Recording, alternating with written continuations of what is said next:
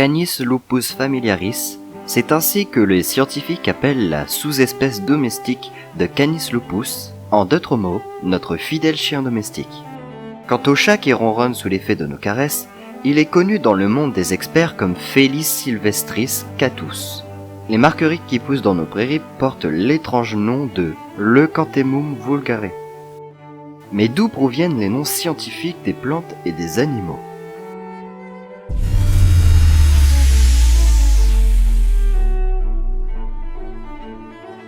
Si plantes et animaux portent ainsi des noms latins, c'est qu'autrefois le latin était la langue parlée par toutes les personnes cultivées, dont les scientifiques, quel que soit leur pays d'origine. Ces noms latins correspondent donc à des noms scientifiques.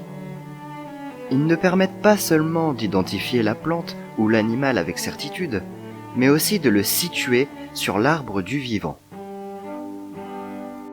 Ainsi, comme l'avait souhaité le naturaliste suédois Carl von Linné dès le XVIIIe siècle, le nom scientifique d'une plante, par exemple, est aujourd'hui encore souvent composé de deux mots.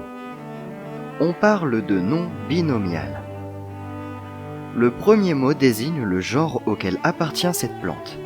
Il porte une majuscule, c'est un peu comme un nom de famille. Et le second, en minuscule, se rapporte à son espèce. Le bouton d'or des prairies, par exemple, se nomme donc Ranunculus acris. Un troisième mot peut toutefois apparaître à la suite. Il désigne alors la variété. Le tout s'écrit en italique. D'autres scientifiques poursuivirent l'œuvre de Linné et donnèrent des noms aux plantes et animaux nouvellement découverts. Des noms qui ne sont pas toujours très sérieux. Une salamandre fut appelée Oedipus complex, tandis qu'un poisson se vit affublé du nom Boop Boop. Un coquillage fut baptisé Abra, tandis qu'une variété de cette espèce reçut le nom de Abra cadabera. Une espèce de guêpe répond au doux nom de Aaa, tandis qu'un dinosaure fossilisé doit se contenter de Scrotum humanum. L'occasion de constater que l'important est que le nom attribué sonne latin, plutôt qu'il le soit réellement. Notez aussi que la plupart du temps, plantes et animaux portent également, bien sûr, un nom plus commun, dit nom vulgaire ou nom vernaculaire. L'ennui est que ce nom-là prête parfois à confusion.